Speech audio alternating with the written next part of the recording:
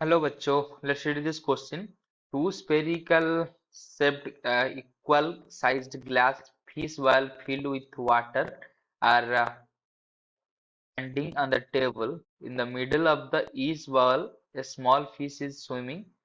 What will be the distance of the image as seen by another? The refractive index of the water is 4 by 3. Taken the radius, r is the distance between the r is the radius and distance between the center of vowel is 3r. तो question में क्या बोल रहा है? तो question में बोल रहा है कि एक फिश वावल, दो फिश वावल है। तो मान लीजिए ये एक है और इधर एक है। तो दोनों का साइज सेम है, यानी कि रेडियस सेम है, जो कि इधर इसकी सेंटर ये है आर, बी इसका सेंटर, रेडियस है आर, और इन दोनों के सेंटर में फीस, दो फीस है, इधर एक फीस है, इधर एक फीस है। तो ये बोला है कि ये एक फीस को दूसरे की जो इमेज दिखेगा वो कितने डिस्टेंस पे दिखेगा, और उसके लिए गिवन है कि इसका जो डिस्टेंस के डिस्टेंस है ये है 3r, और रिफ्रैक्टिव इंडेक्स भी दे दिया गया है 4/3 है। तो उसके लिए जो की कंसेप्ट है वो क्या है?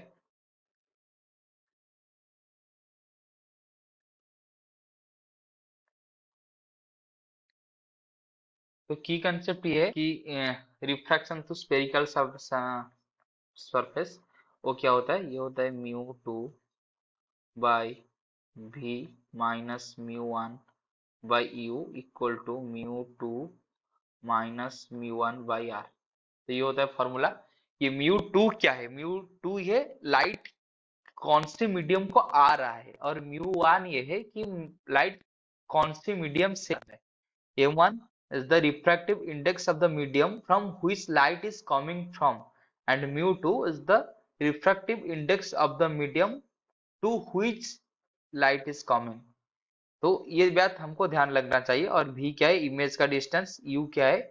ऑब्जेक्ट का distance. mu2 mu1 divided by r। r क्या है? Radius of the curvature.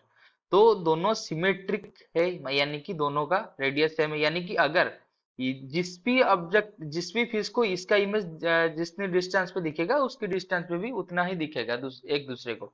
यानी कि अगर हम एक बॉल को कंसिडर कर निकालेंगे तो दोनों में सेम आंसर आएगा, सिमेट्री से ये हमको पता चल गया। तो मान लीजिए ये वाले, जो मान लीजिए इसका नाम दे देते हैं ए बी। तो ए वाले फिश में, ए वाले बावल में जो फिश है उस, मान लीजिए वो दिख रहा है बी वाले को।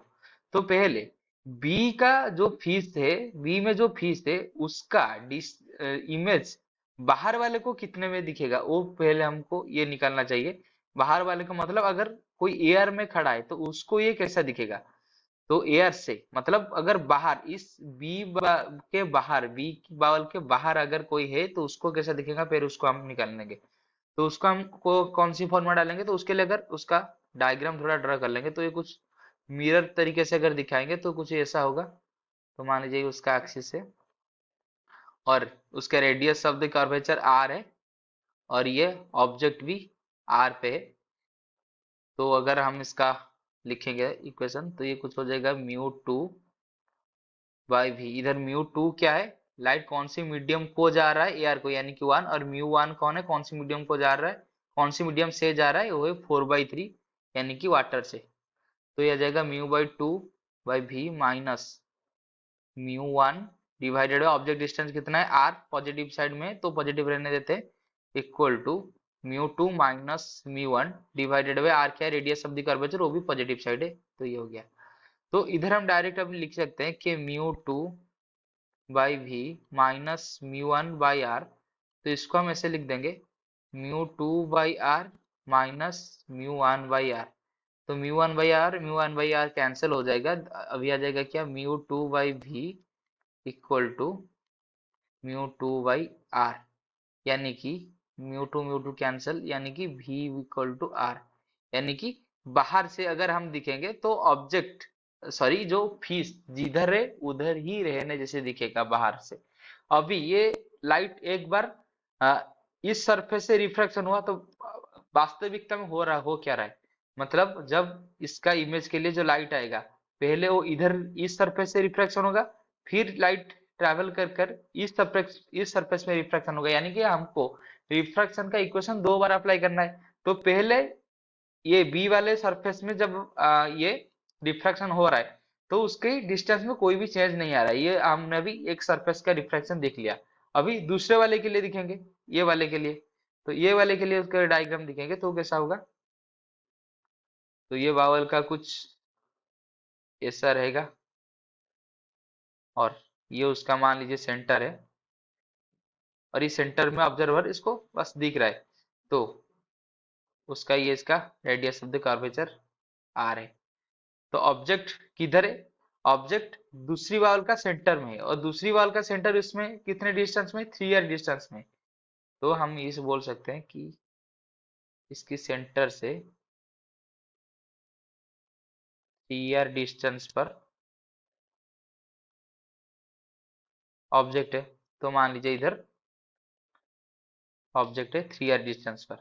तो अभी हम मिरर इक्वेशन उसके लिए लिखेंगे, तो मिरर इक्वेशन क्या हो जाएगा, similar equation mu t v minus mu one by u equal to mu two minus mu one by are.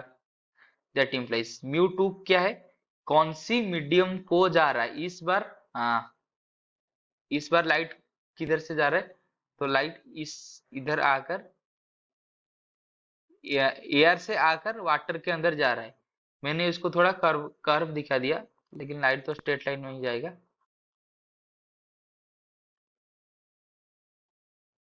ऐसे आ रहा है ना लाइट,